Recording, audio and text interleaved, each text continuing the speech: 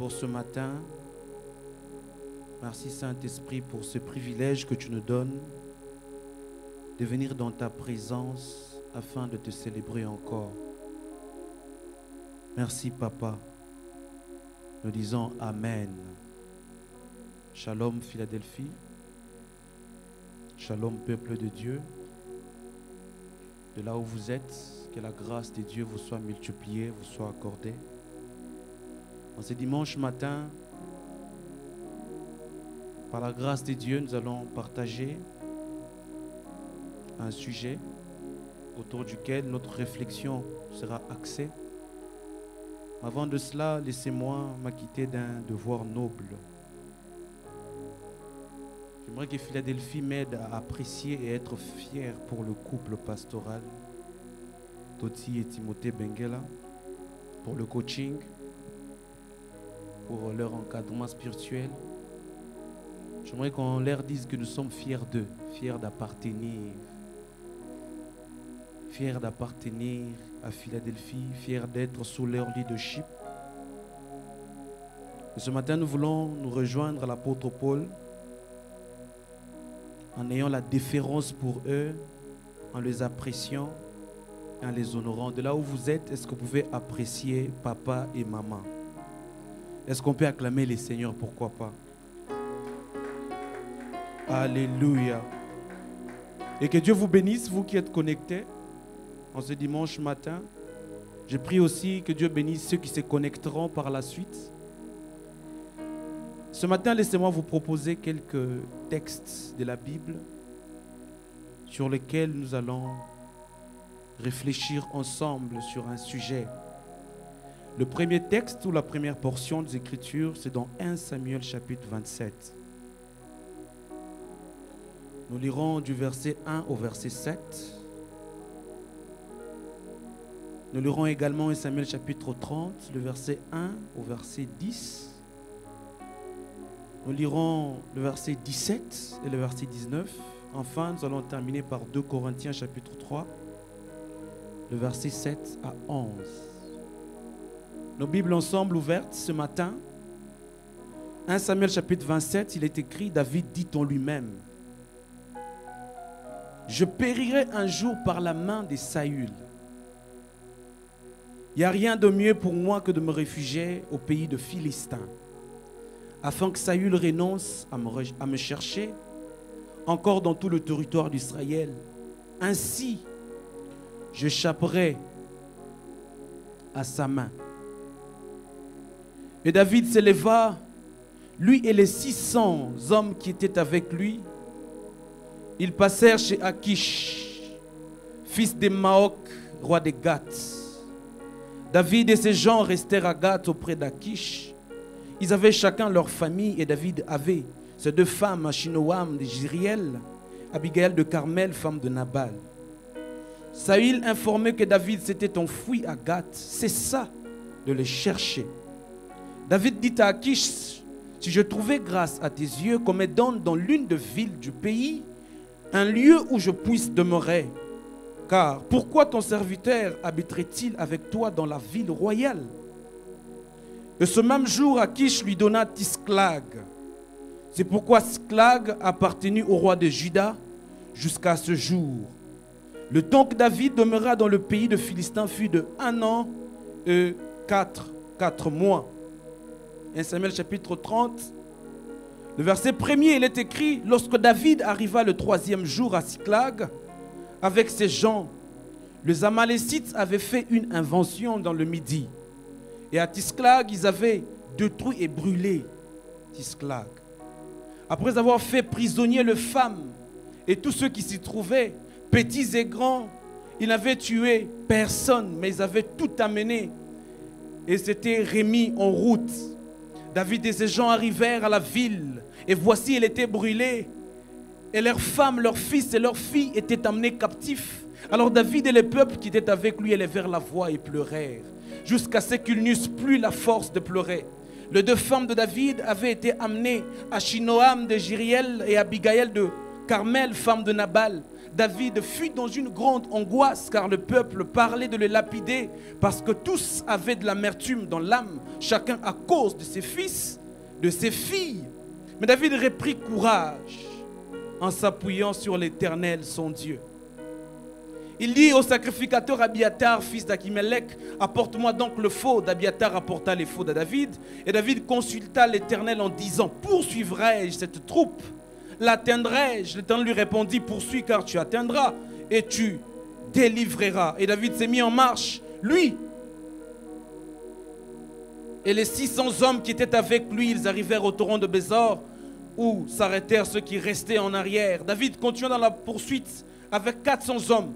200 hommes s'arrêtèrent, trop fatigués pour passer le torrent de Bésor. Le verset 17, David le battit depuis l'aube du jour jusqu'au soir du lendemain. Aucun d'eux n'échappa, excepté 400 hommes, excepté 400 jeunes hommes qui montèrent sur des chameaux et s'enfuirent. David sauva tout ce que les Amalécites avaient pris. Il délivra aussi ces 2 femmes. Ne leur manqua personne, ni petit, ni grand, ni fils, ni fille, ni aucune chose du butin, ni rien de ce que leur avait enlevé. Des points. Soulignez avec moi cette phrase. David ramena tout. De Corinthiens, au chapitre 3, le verset 7. Or, si le ministère de la mort gravé avec de lettres sur des pierres a été glorieux au point que le fils d'Israël ne pouvait fixer les regards sur le visage de Moïse, à cause de la gloire de son visage, bien que cette gloire fût passagère, combien le ministère de l'Esprit ne sera-t-il plus glorieux? Si le ministère de la condamnation a été glorieux, le ministère de la justice est de beaucoup supérieur en gloire. Et sous ce rapport, ce qui a été glorieux ne l'a point été à cause de cette gloire qui lui est supérieure. En effet, tout ce qui était passager a été glorieux. Ce qui est permanent est bien plus glorieux. Alléluia, parole du Seigneur. Précieux Saint-Esprit, ce matin, merci de passer par ces quelques mots pour toucher la vie de quelqu'un au travers de ces messages. Je n'ai jamais eu autant besoin de toi que maintenant. Qu'est-ce que ce message sans ton onction, sans ta présence? Merci de toucher, de visiter, de nous parler, de nous édifier surtout. Tout pour ta gloire. Au nom de Jésus, nous disons Amen. Et ce matin, j'aimerais nous proposer un thème sur lequel nous allons réfléchir ensemble. Tisclag brûlé, point virgule, que faire? Tisclag brûlé, point virgule, que faire? Avant d'aller trop loin dans le vif de mon message, laissez-moi vous donner un contexte historique dans lequel l'histoire que nous avons lue se déroule. Nous sommes dans un contexte dans lequel il y a un roi sans Dieu qui règne du nom de Saül. Et il y a un Dieu choisi par Dieu mais qui est en train de errer ça et là. Le calvaire de David a commencé le jour où Samuel est venu dans la maison d'Isaïe, son père, pour verser la corne d'huile sur sa tête. C'est ainsi que Dieu avait choisi par ce signe la personne de David, l'homme selon le cœur de Dieu. Mais en lisant l'écriture dans 1 Samuel, nous nous rendons compte qu'après ce moment, David a bâti Goliath. Après ce moment, David est devenu quelqu'un à abattre pour Saül. Et tout ce temps, David est en train de fuir dans des cavernes, dans des forteresses, dans le désert. Un homme avec l'onction, un homme choisi par Dieu, mais en train de vagabonder. Un homme choisi par Dieu, un homme sur lequel l'onction, l'huile de la royauté était tombée. Mais cet homme était dans une confusion terrible.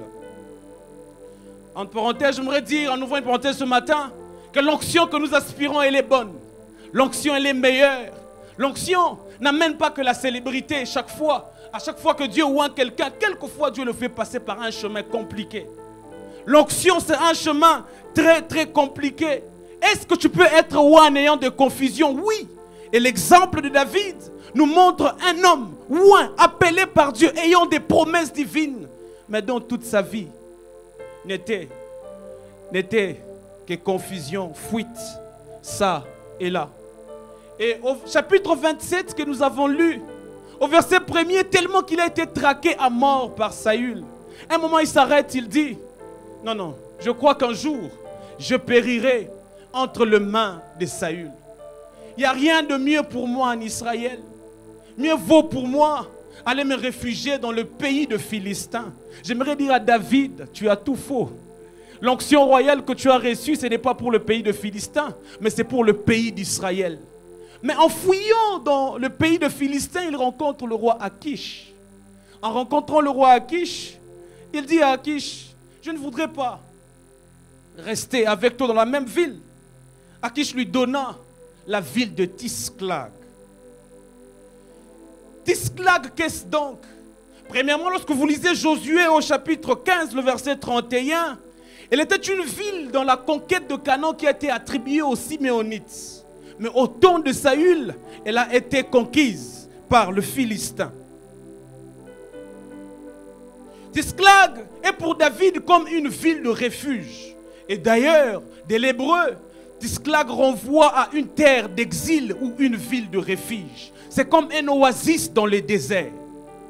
Tisclag pour David, c'est cette ville de refuge dans le sens où, lorsque nous lisons Moïse, Deutéronome chapitre 4, le verset 42, Nombre chapitre 5, le verset 6, il dit, lorsque vous entrerez dans la terre promise, vous mettrez de côté une certaine catégorie de villes. Vous mettrez 6 villes, ces villes qui appartiendraient aux Lévites, ce seront des villes de refuge. Leurs villes de refuge n'avaient qu'un simple objectif ou qu'un simple but, c'est de sauvegarder ou rester en vie. Donc, lorsque nous lisons David, quand il se réfugie dans le pays de Philistins à Tisclag, c'est comme une ville de refuge. Et la Bible déclare, lorsque Saül a appris que David était allé dans le pays de Tisclag, dans le pays de Philistins, il cessa de le chercher. Et à Tisclag, David y reste 1 année et 4 mois dans une quiétude. À Tisclag, 1 année et 4 mois, où il se rend compte, lorsque vous lisez 1 Chronique chapitre 12, il y a une catégorie de personnes qui s'avancèrent vers David, qui le rejoignirent pour le secourir. Et parmi ces vaillants, ces personnes, on donne des spécificités. La Bible dit qu'ils étaient de vaillants hommes de David. À Tisclag, c'est comme une lueur d'espoir qui s'élève. Alors que tout le temps, nous avons longtemps couru dans des cavernes forteresses. À Tisclag, on se voit que le leadership, la royauté qui sommeillait en nous commence à sortir, à voir jour. Car à Tisclag, David n'est pas seul. Il a 600 hommes de guerre, sans oublier les femmes et les enfants. Les commentateurs disent qu'à Tisclag, ils étaient environ 3000 sous son leadership. À Tisclag, c'est comme une consolation. À Tisclag, c'est comme la maison de Potiphar pour un Joseph. La Bible déclare, Joseph est passé par un chemin compliqué. Mais dans la maison de Potiphar, de l'esclavage, il devient maître de biens de Potiphar. Il peut se dire, enfin, quelque chose est en train de se dessiner dans ma vie. Il peut se dire, enfin, une lueur d'espoir est en train de se dessiner. À Tisclag, non seulement que David est dans cette ville de paix, de quiétude, David est en train d'organiser un quiché, un rassemblement. Il a des hommes, il a des femmes qui croient en lui. Il a des hommes, il a des femmes qui espèrent en David, qui le soutiennent. Tisclag aujourd'hui, c'est comme ce travail que tu as eu, ce travail qui donne réconfort. Tisclag aujourd'hui, c'est comme ce fiançailles que tu avais commencé, de fiançailles où tu as quitté de déception amoureuse en déception amoureuse. Et enfin, tu te rends compte que tu as commencé quelque chose de stable. Tisclag aujourd'hui, c'est comme cette stabilité que tu n'avais jamais eue, mais que tu commences à avoir. Tu te rends compte que Nzamba comme Tchaoba diki diki. Tisclag. Mais à Tisclag, la Bible raconte que David connut une perte considérable en termes de personnes, en termes de biens. La Bible déclare que la ville était brûlée, incendiée, pillée. Quel malheur! Alors qu'à Tisclag, c'était comme un espoir qui commençait à voir jour. Et à Tisclag, alors que David est absent et ses hommes, les Amalécites répondent présent. À Tisclag, c'est comme cette situation que le monde est en train de traverser, où les églises sont fermées, où plusieurs personnes sont en congé technique. Je pouvais suivre aux informations qu'aux États-Unis, dans moins d'un mois de confinement, plus de 22 millions de personnes sont au chômage. Que dire de ces personnes qui avaient un emploi stable, un salaire à la fin du mois? Ils se posent des questions. Tisclag, brûlé. David connut une perte. Tisclag, c'est comme ce jeune homme qui avait déjà entrepris de se marier. Cette jeune fille qui avait entrepris de se marier, mais elle se rend compte qu'elle a été déçue, qu'elle se rend compte que tout est bloqué. Elle ne sait pas comment faire alors que tout s'arrangeait déjà. Comme pour David, Tisclag, cet endroit de repos, s'est transformé en désolation. Tisclag brûlait. Plusieurs personnes, je ne sais dans quelle dimension, où tu avais quelque chose, tu tenais à quelque chose et tu te rends compte que la chose est allée loin de toi. À Tisclag, tu connais une perte. J'aimerais dire à quelqu'un ce matin que la réalité de la perte est une réalité qui nous guette constamment sur le chemin de la vie. Sur le chemin de la vie, perdre des choses est une réalité à laquelle nous sommes tous confrontés. Perdre un être cher pendant ce temps où plusieurs personnes, des parents que nous aimions bien, sont attaqués, battus, tués par ce virus de corona. Et pire encore, vous ne savez pas faire les deuils. Les familles sont déchirées. L'espoir est en train de partir. Ce matin, je suis venu encourager quelqu'un par ce message. La réalité de la perte est une réalité qui nous guette tous. Tous les communs de mortels sont confrontés à cette réalité. Des affaires qui sont stoppées. La vie de prière et une autre personne, c'est peut-être la vie de prière qu'il a perdue. Cette intimité qu'il avait avec Dieu n'est plus. Cette sainteté qu'il avait, cette consécration n'est plus. Elle appartient au passé. Ça a été brûlé par l'ennemi. Ça a été attaqué par l'ennemi. Ainsi, quelqu'un se posera la question, Tisclag brûlé, que faire? Tisclag brûlé, c'est comme Naomi dans Ruth, chapitre 1, le verset 20 au verset 21. En rentrant de Moab, elle dit: ne m'appelez plus Naomi, appelez-moi Mara, car le Tout-Puissant m'a rempli d'amertume. J'étais dans l'abondance à mon départ, et l'Éternel m'a ramené le main vide. Que faire lorsque Tisclag est brûlé? Premièrement, j'aimerais nous proposer 4 choses à faire ce matin, sur lesquelles mon message sera axé.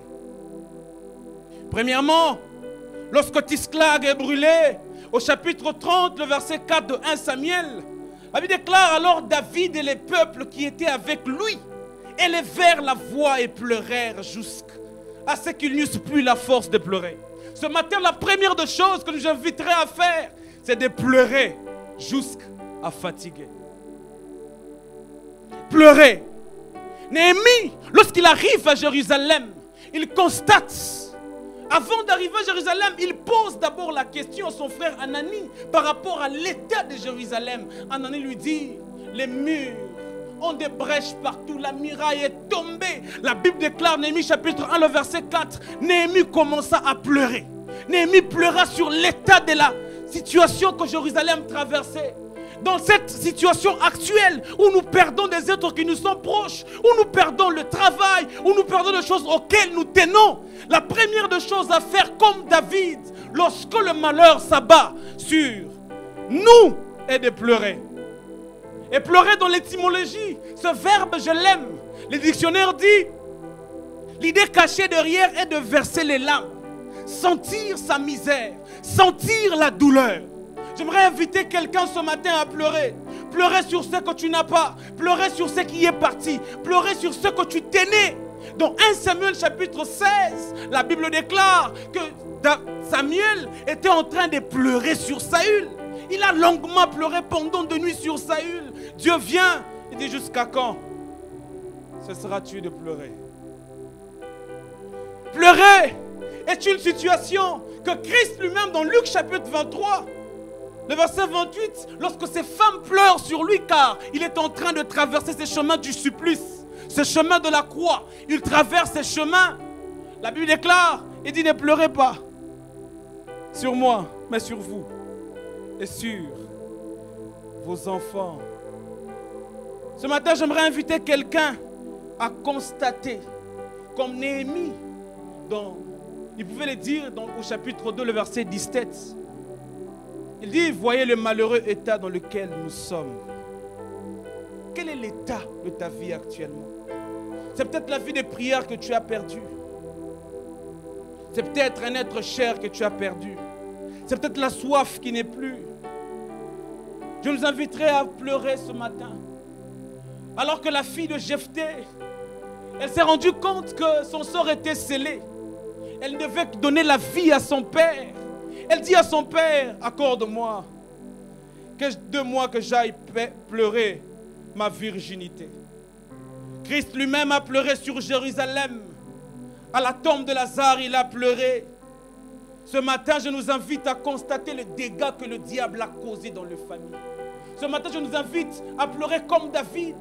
Pleurer, c'est-à-dire avoir le souvenir des bons moments qu'on traversait et le souvenir actuel ou la situation actuelle que nous sommes en train de traverser.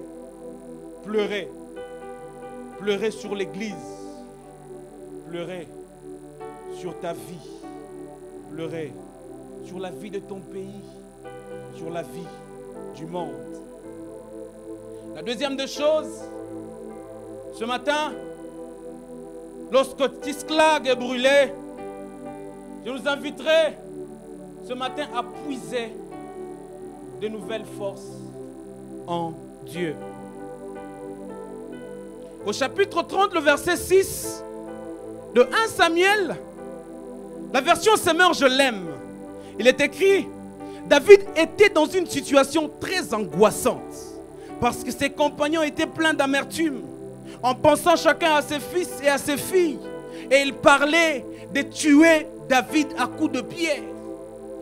J'aime la version, la phrase qui suit. Mais David puisa de nouvelles forces en se confiant en l'Éternel, son Dieu.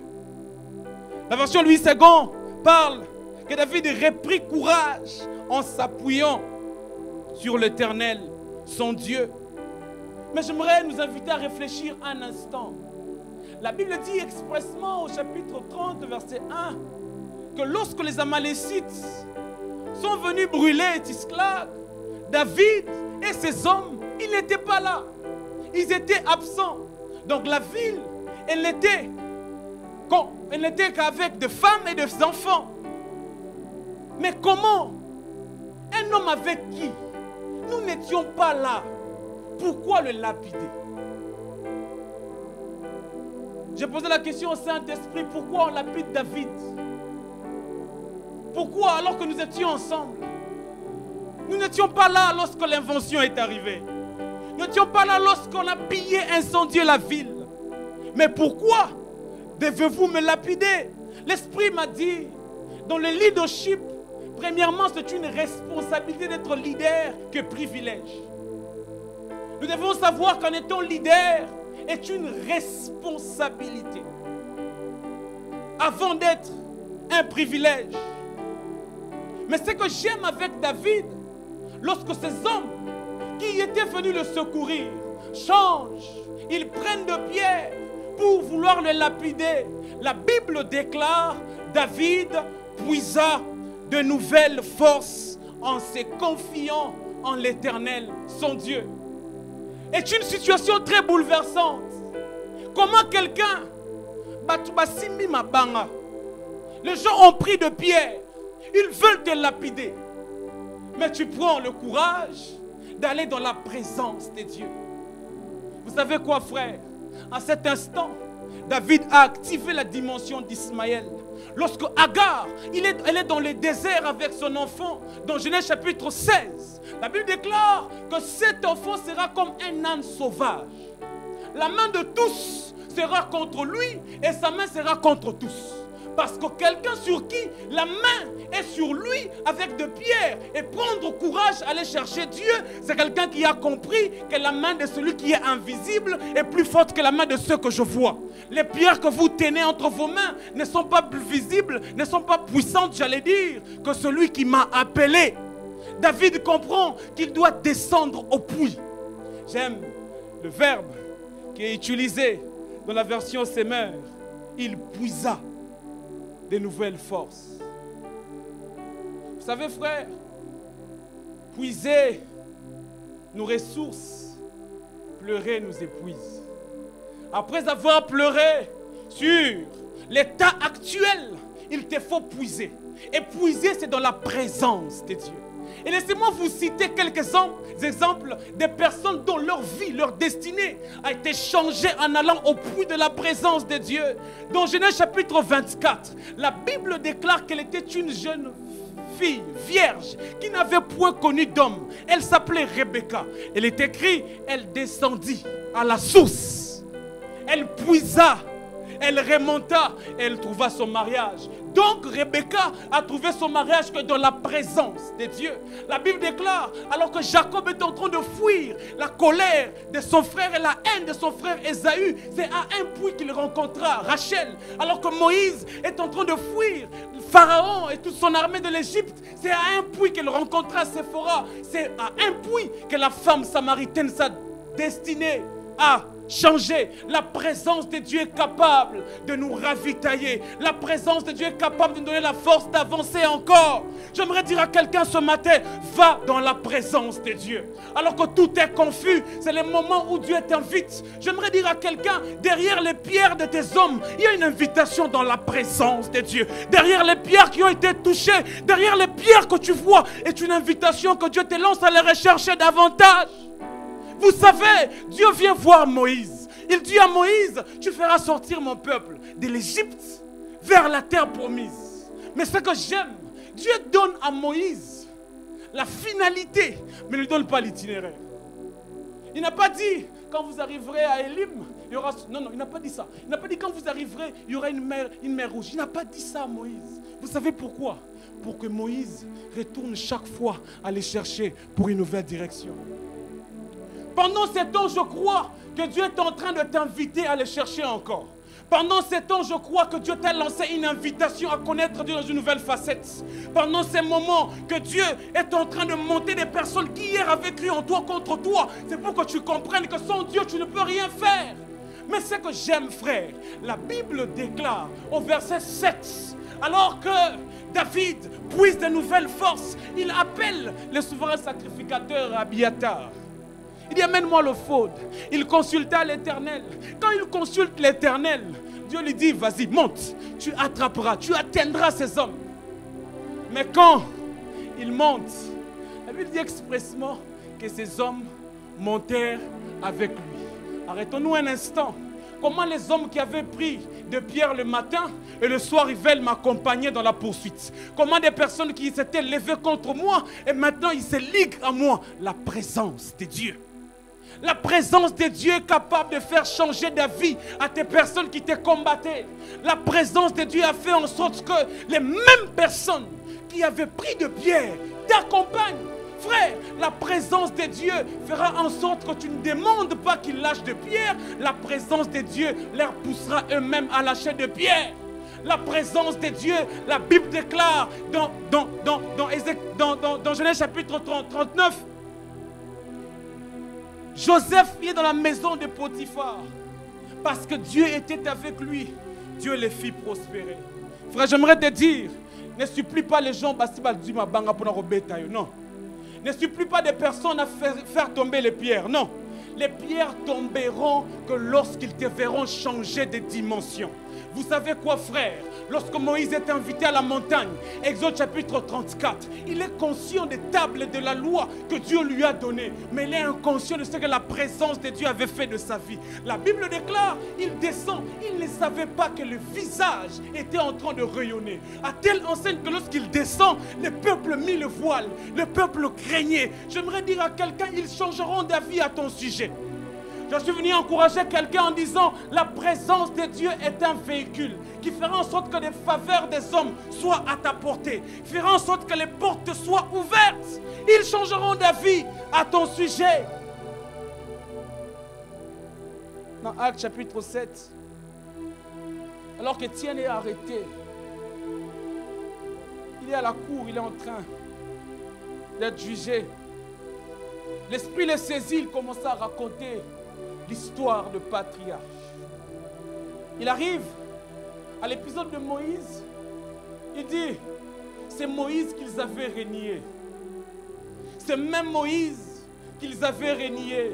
C'était par lui que Dieu est passé pour le délivrer. J'aimerais dire à quelqu'un, les mêmes mains qui veulent te battre aujourd'hui battront encore longtemps pour te féliciter. Les mêmes mains qui sont en train de vouloir te mettre de croc en jambe, ces mêmes mains applaudiront encore davantage par rapport à ce que Dieu fera. La présence de Dieu. Ce matin, après avoir pleuré, allons au puits. C'est à ce puits dans le désert que cette femme s'est écriée Ata El Roy. Les dieux qui me voient. Ils changeront d'avis à ton sujet. Derrière les mortifications de Pénina, il y a une invitation dans les temples. Derrière les pierres, il y a une invitation de puiser de nouvelles forces. Comme je le disais, pleurer t'épuise, mais puiser tes ressources. Pleurer sur ton péché, c'est bien, mais ne pas puiser la nouvelle force en Dieu de le vaincre. Ça ne sert à rien. Pleurer sur l'état actuel, mais ne pas aller à genoux, en train de puiser, en train de nous ressourcer davantage pour que Dieu nous donne des nouvelles directives par rapport à l'Église, par rapport à la nation, par rapport au monde. Cela ne sert à rien.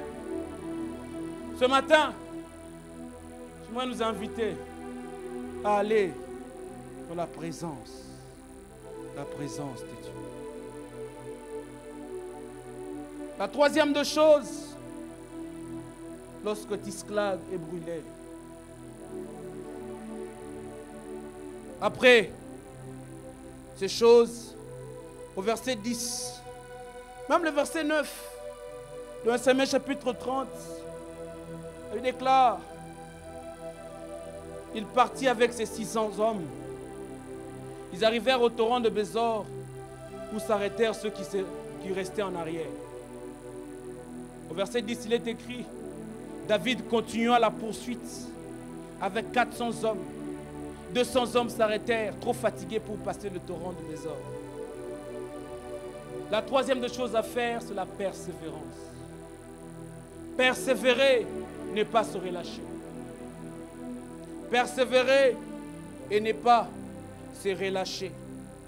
Dans Hébreux chapitre 6, le verset 12, la Bible déclare, en sorte que vous ne vous relâchez point, car relâchez point que vous imitiez ceux qui par la foi et la persévérance héritent des promesses. Comment se définit la persévérance?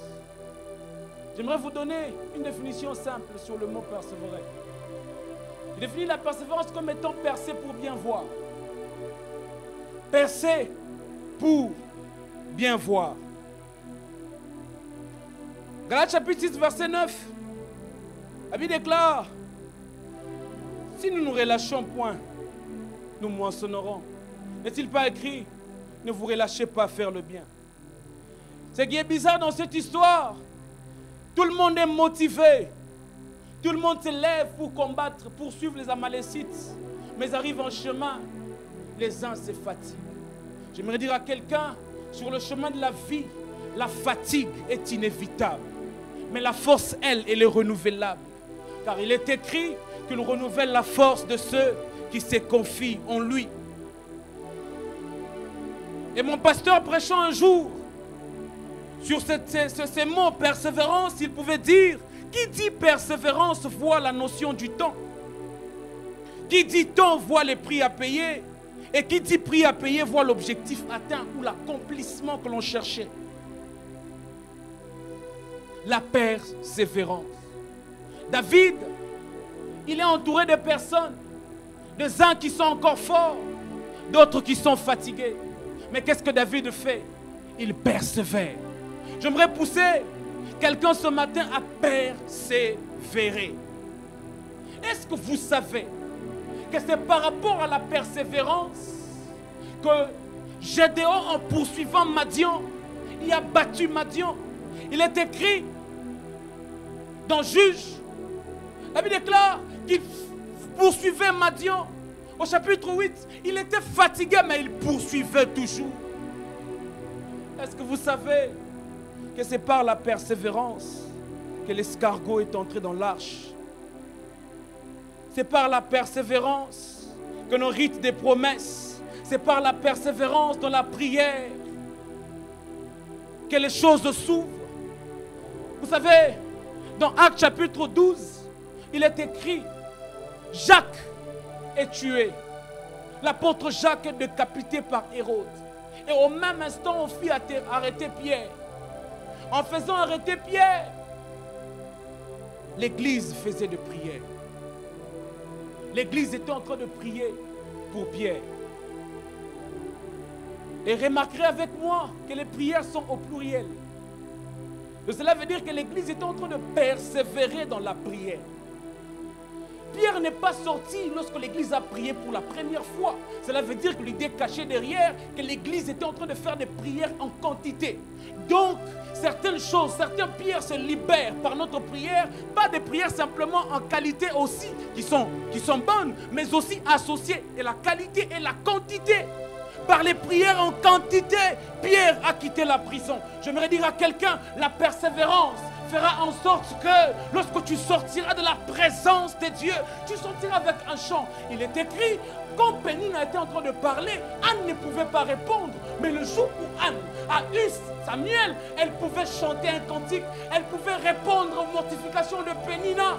La persévérance dans la prière, la persévérance dans la quête de Dieu, la persévérance dans la foi. Croire que ce que Dieu m'a dit, il le fera. Dieu lui dit, tu atteindras, mais se rencontre sur le chemin. La fatigue gagne du terrain. Et cette fatigue, gagnant du terrain, David persévéra. Ce matin, j'aimerais pousser quelqu'un à persévérer. Je ne sais pas quelles sont les choses que Dieu t'a dites. Je ne sais pas quelles sont les choses que Dieu t'a promises. Mais Dieu m'envoie pour te dire, persévère encore. Persévère encore. Persévère. Crois que ce que Dieu t'a dit, il le fera. Crois que ce que Dieu t'a dit, il l'accomplira. Persévère encore. Ce matin, persévère. Et la quatrième des choses, lorsque Tisklag est brûlé, j'aimerais y rester pendant quelque temps. Au verset 17 jusqu'au verset 19, il déclare, David le bâtit depuis l'aube du jour jusqu'au soir du lendemain. J'aime. David sauva tout ce que les Amalécites avaient pris.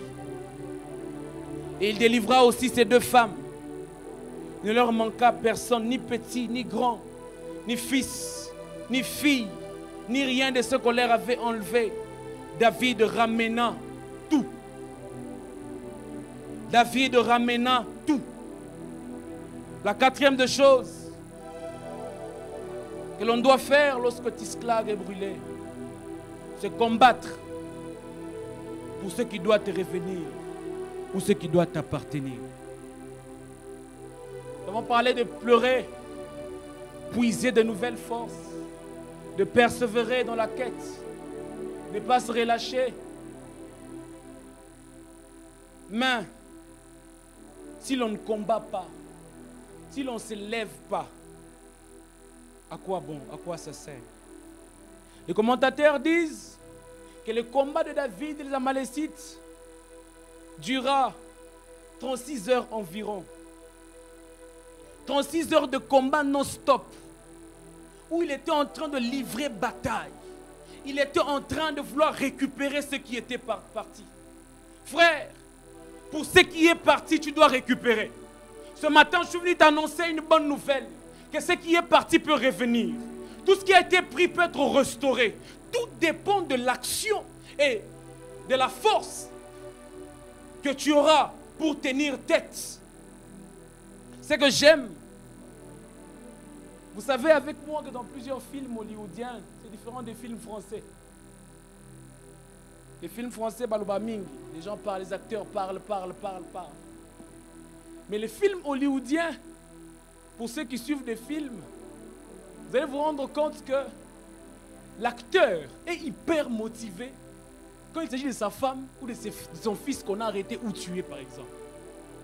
Vous allez vous rendre compte qu'il reçoit une motivation. Et bizarrement, pendant ce temps où il est en train de vouloir récupérer ou reconquérir ce qui était perdu, le producteur du film change de mélodie.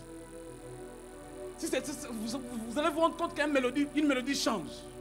C'était une mélodie normale, on met un peu des actions. On met des choses pour attirer l'attention.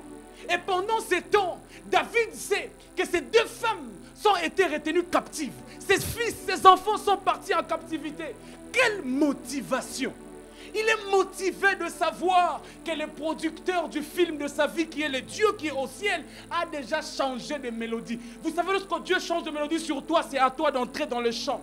La Bible déclare, il se leva, il est bâti à l'aube jusqu'au lendemain. Il se tient. Pourquoi? Parce qu'il devait récupérer ce qui lui appartenait. Frère, ce matin, Dieu m'a dit de te dire, lorsque tu te lèveras pour prier, pour combattre, pour te lever en prière et pour réclamer ce qui doit te revenir, cela te reviendra. Ça ne dépend plus de Dieu, mais ça dépend de toi. L'Église, il est temps qu'on se lève pour dicter une nouvelle orientation pendant cette période. Dieu m'envoie dire à quelqu'un que c'est possible pendant cette période que tu reçoives des nouvelles orientations par rapport à ta destinée. Combattre sur ce qui doit te revenir. Combattre sur ce qui doit t'appartenir. J'ai lu le livre de Nombre. J'ai été surpris. On parle de fils, de filles de Tselofchad. Les filles de Tselofchad, leur papa est mort. Ils n'avaient point de fils. Il avait l'héritage, mais il n'avait que des filles. Et à l'époque, dans les dénombrements, l'on n'associait pas de filles. La Bible déclare, Nombre chapitre 37, la Bible déclare, les filles de Tselofchad partirent voir Moïse. De dire, notre père est mort de son péché. Il est mort, il n'avait point de fils. Nous sommes venus pour prendre possession de notre héritage, l'héritage de notre père. La Bible déclare, cette situation déplut à l'assemblée, déplut à Israël. Mais Moïse alla chercher Dieu, alla questionner Dieu à propos. La Bible déclare, Dieu dit à Moïse, l'héritage de Tselofchad passera à ses filles. Et désormais, Dieu introduit une nouvelle loi dans la loi qui avait déjà été dite. Désormais, lorsqu'un homme va mourir, qu'il n'ait pas laissé de fils, l'héritage passera à ses filles. Les filles de Tselofchad sont allées réclamer. Les filles de Tselofchad sont allées combattre. Elles sont levées pour aussi avoir l'héritage. J'aimerais dire à quelqu'un, là où les uns reçoivent des choses par la grâce, les autres les activent par le combat. Là où les uns reçoivent des choses par la grâce, les autres activent par la prière. La Bible déclare, au 6e mois, l'ange est venu visiter Marie. Par la grâce, Marie tombe enceinte de Christ. Mais par la prière, par le combat, dans la prière, Zacharie et Élisabeth sont visités. Donc, là où les uns vivent la grâce, les autres par la prière, on peut vivre de Jean-Baptiste. J'aimerais dire à quelqu'un ce matin, c'est possible que tu actives quelque chose lorsque tu vas te lever. Je suis en train de voir une personne révoltée. Je suis en train de voir quelqu'un qui est révolté, qui se lève pour réclamer ce qui doit lui revenir. L'héritage doit te revenir. Tu dois te battre pour ton mariage. Tu dois te battre pour ton église. L'apôtre Paul invite dans Romains ses contemporains à combattre avec lui dans la prière. Romains chapitre 15, verset 30. Il les invite à combattre avec lui dans la prière. Nous sommes dans une ère où l'église doit se lever pour combattre. L'église doit se lever pour conquérir. L'église a été longtemps mise de côté dans les situations du monde. L'église a été longtemps vue comme étant une dernière roue de secours. Mais les temps sont arrivés où les choses doivent changer. Où par le combat, la réalité spirituelle sera en train d'être investiguée puissamment dans le cœur de plusieurs. Combat! Tu dois combattre pour ton mariage. Tu dois combattre pour ta vie. Tu dois combattre. Et dans Néhémie, c'est que j'aime. La Bible déclare, dans Néhémie chapitre 4, le verset 14. Alors que les ennemis de Juda apprirent que Néhémie était en train de vouloir rebâtir la muraille et tout le peuple, Tobija et Sambala, il est question, au verset 14, il dit, je regardais et m'étais enlevé. J'ai dit aux grands, aux magistrats et au reste du peuple, ne les craignez pas. Souvenez-vous du Seigneur, grand et redoutable, et combattez pour vos frères, vos fils, vos filles, vos femmes et vos maisons. Combattez. Dans Josué chapitre 11, le verset 18, la Bible déclare, la guerre que soutient Josué contre tous ses rois fut de longue durée. C'est lever, combattre pour ce qui doit te revenir. David, c'est un jusqu'au boutiste. Je ne sais pas si ces mots existent. Passez-moi l'expression. David, c'est quelqu'un qui ne recule au devant de rien, qui n'abandonne jamais, s'il n'a pas encore vu Dieu ouvrir le ciel en sa faveur. L'église n'est pas en crise de gens qui combattent. L'église n'est pas en crise de oins. L'église est en crise des oins qui durent dans le temps. L'église est en crise de personnes qui combattent que pour un temps. Il est temps que l'on combatte jusqu'à ce que. J'aimerais inviter une famille à combattre pour sa vie jusqu'à ce que. J'aimerais inviter quelqu'un à se lever en prière jusqu'à ce que le ciel s'ouvre.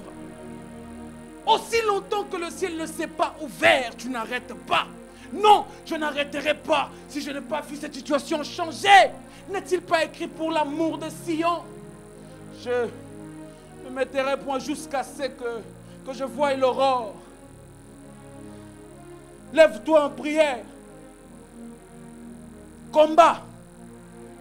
Tu vas te lever, combattre contre ces virus. Tu vas te lever, combattre cette pandémie jusqu'à ce qu'elle disparaisse, jusqu'à ce que le monde redevienne monde. Aujourd'hui, tout est devenu méfiant. Même la personne avec qui vous étiez tout le temps méfiant, c'est commis. 1 mètre loin. Il est temps que tu combattes pour que la situation revienne comme elle était avant. L'église doit se lever en prière. L'église doit former un bloc où le combat, les durs combats sont en train de se faire dans des chambres. Les durs combats sont en train de se faire dans des maisons où nous sommes en train d'inviter le règne de Dieu. Nous sommes en train d'inviter la royauté de Dieu à s'établir dans le monde. C'est ça que j'aime. Il est écrit David sauva tout. David sauva. David ramena tout. David ramena les femmes. David ramena les fils. J'aimerais dire à quelqu'un ce matin comme bonne nouvelle, la dimension spirituelle que tu avais perdue peut revenir. J'aimerais dire à quelqu'un comme bonne nouvelle, c'est possible que tu vives un nouveau shift. C'est possible que tu relèves encore. C'est possible que l'histoire de l'église se relève encore. C'est possible que ta famille se relève encore.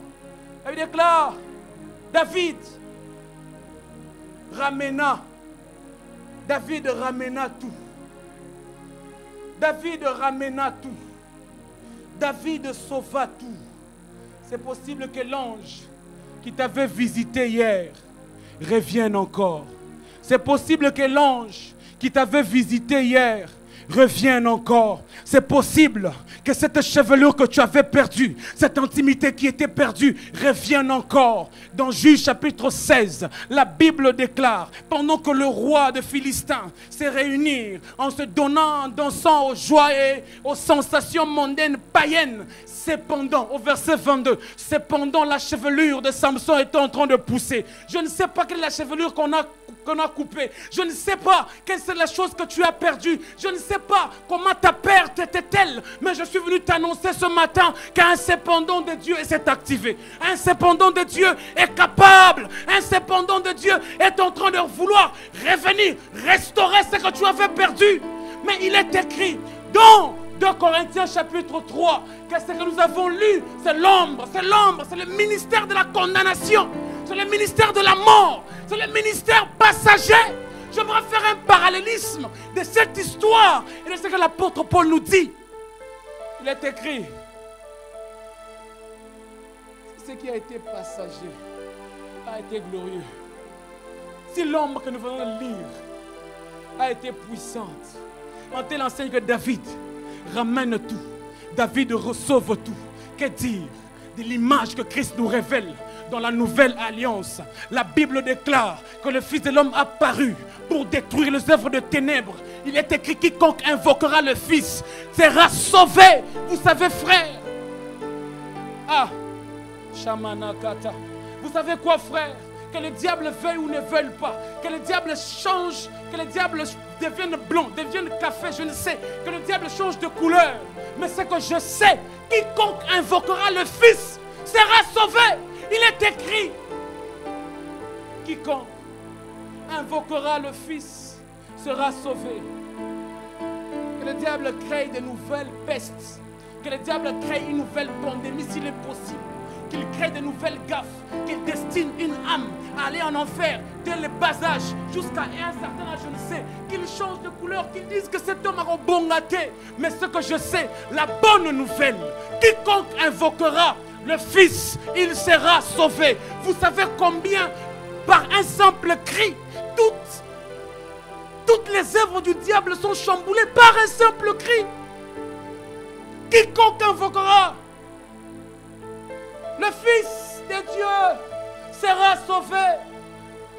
Ce que David a vécu, ce n'est que passager. Christ a côté ici sur la dimension en Kembo.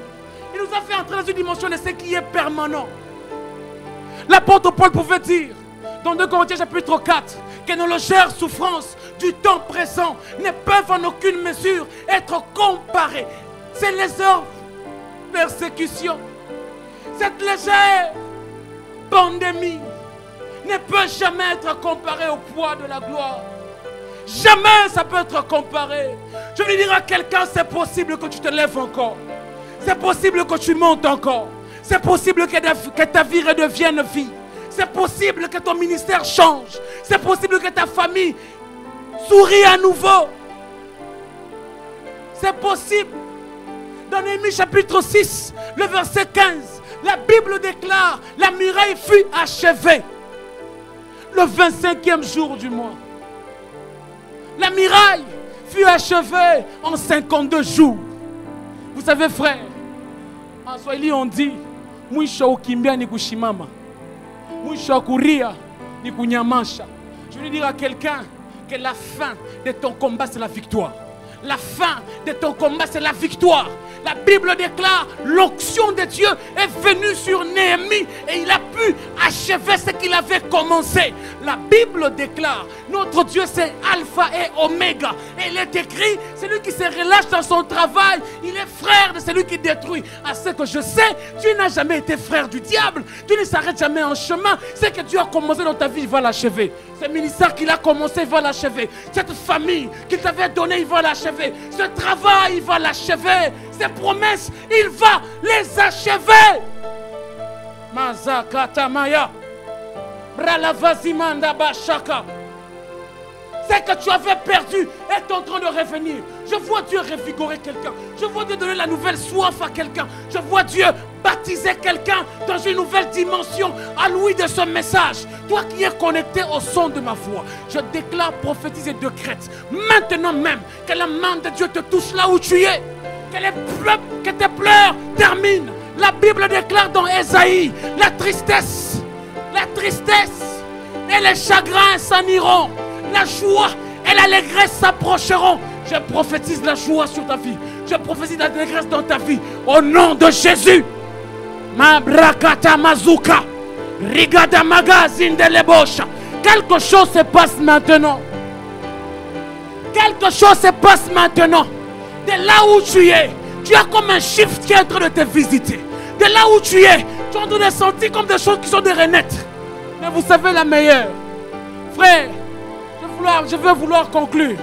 Il est écrit, lorsque David ramène tout, de l'autre côté, Akish est en train de tuer Saül. À Ticlag n'est pas ton terminus. Ticlag n'est qu'un tremplin de la royauté d'Israël que Dieu t'avait promise. Ah, Mabrakata. À un moment, David prend l'initiative de se joindre à Akish. Gloire à Dieu. Les rois des Philistins, ils refusèrent. Ils disent non, non, non, non. Il risquera de nous jouer des tours. Qu'il rentre à Ticlag. Il rentre à Ticlag, Ticlag est brûlé. Mais lorsque Saül décède, la Bible déclare, l'Éternel parla à David, monte à Hébron. Ticlag n'est qu'un tremplin là où Dieu t'attend. Ticlag n'est qu'un tremplin là où Dieu t'attend. Ticlag n'est pas ton terminus. La maison de Potiphar n'est pas le terminus. Ce n'est qu'un arrêt de bus. Puis dire à quelqu'un, avance encore. Lève-toi, lève-toi, lève-toi, crie à Dieu.